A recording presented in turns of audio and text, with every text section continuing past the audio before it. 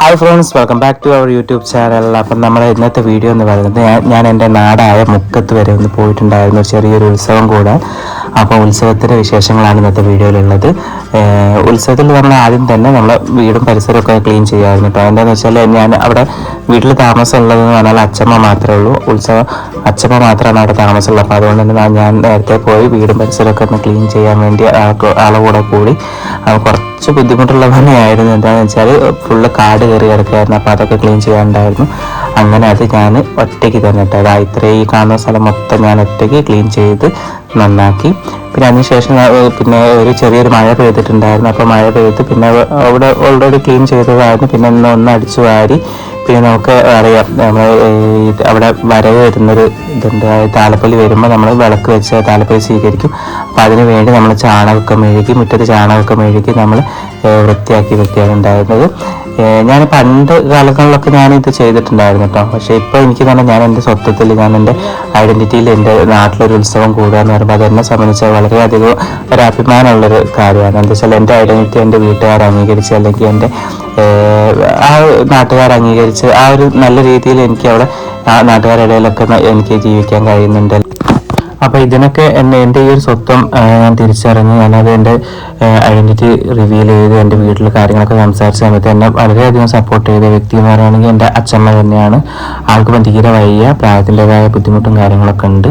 അപ്പോൾ അതുകൊണ്ട് തന്നെയാണ് ഒന്നാമത് സഹായിക്കാൻ വേണ്ടിയിട്ട് അവിടെ പോയത്. തന്നെ അച്ഛമ്മയ്ക്ക് തീരെ വയ്യ, ഇപ്പോൾ കൈ ഫ്രാക്ചറായി. അച്ഛമ്മയ്ക്ക് ചില പ്രായത്തിൻ്റെ അസുഖങ്ങൾ കാരണമുള്ള ബുദ്ധിമുട്ടുണ്ട്. അപ്പോൾ എൻ്റെ സർജറിക്കും കാര്യങ്ങൾക്കൊക്കെ ക്യാഷ് എന്നതൊക്കെ അച്ഛമ്മയായിരുന്നു കേട്ടോ. അപ്പോൾ അങ്ങനെ ഞങ്ങൾ ആ ഉത്സവത്തിന് വേണ്ടിയിട്ടുള്ള ഒരുക്കി മൺചിരാത് കത്തിച്ച് അങ്ങനെ അതിലേക്ക് തിരിയൊക്കെ വെച്ച് 100 എണ്ണം ഉണ്ടായിരുന്നു കേട്ടോ. 100 മൺചിരാത് ഉണ്ടായിരുന്നു. അപ്പോൾ ആ മൺചിരാതൊക്കെ ഡെക്കറേറ്റ് ചെയ്ത ആ ഒരു ഡിസൈനൊക്കെ ഉണ്ടല്ലേ, അതൊക്കെ ഞാൻ തന്നെ ആ ഒരു രീതിക്ക് എൻ്റെ ഐഡിയ ചെയ്തതാണ്. അങ്ങനെ താലപ്പൊലിക്കാരെത്തി. അപ്പോൾ നമ്മൾ വെടിക്കെട്ടൊക്കെ ആയിട്ട് നമ്മൾ ഇതങ്ങനെ താലപ്പൊലിക്കാരെ വരവേൽക്കുന്ന രംഗമാണ് കാണുന്നത്.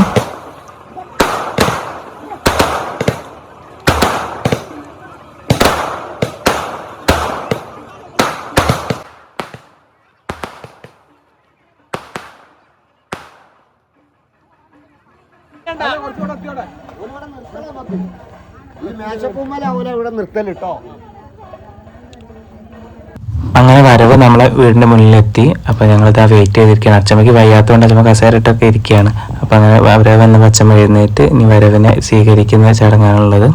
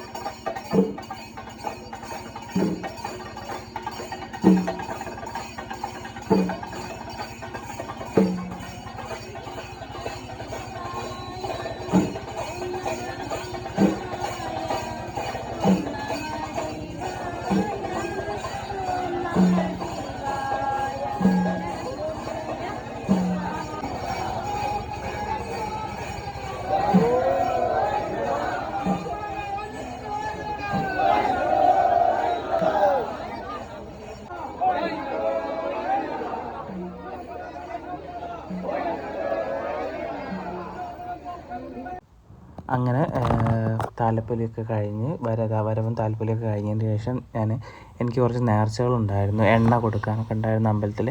അപ്പോൾ അങ്ങനെ അമ്പലത്തിൽ എണ്ണയൊക്കെ കൊടുത്ത് തൊഴുത് മടങ്ങി. വളരെയധികം സന്തോഷമുണ്ടായിരുന്നു എനിക്ക്. എന്താ വെച്ചാൽ എനിക്ക് എൻ്റെ നാട്ടിലുള്ള പല ആളുകളെയും കണ്ട് എല്ലാവരും നല്ല രീതിയിൽ തന്നെ സംസാരിക്കുകയും കാര്യങ്ങളൊക്കെ ചെയ്തപ്പോൾ എനിക്ക് വളരെയധികം സന്തോഷം. എന്താ വെച്ചാൽ അവർ നമ്മളെ മാറ്റി നിർത്തുക അല്ലെങ്കിൽ നമ്മളെ എന്താ പറയുക, പലരും പറയുന്ന കാര്യമാണ് നമ്മൾ എന്താ ഓരോ ആളുകളിൽ നിന്ന് നേരിടുന്ന ഡിസ്ക്രിമിനേഷനും കാര്യങ്ങളൊക്കെ. പക്ഷേ എൻ്റെ നാട്ടിൻ്റെ പ്രത്യേകത എന്ന് പറഞ്ഞു വെച്ചാൽ എനിക്ക് എൻ്റെ സ്വത്വത്തിൽ എനിക്ക് അവിടെ യാതൊരുവിധ ഡിസ്ക്രിമിനേഷനോ ഒന്നും നേരിടേണ്ട ഒരു അവസ്ഥ ഉണ്ടായിട്ടില്ല, ഇതുവരെ ഉണ്ടായിട്ടില്ല, ദൈവം സഹായിച്ച്.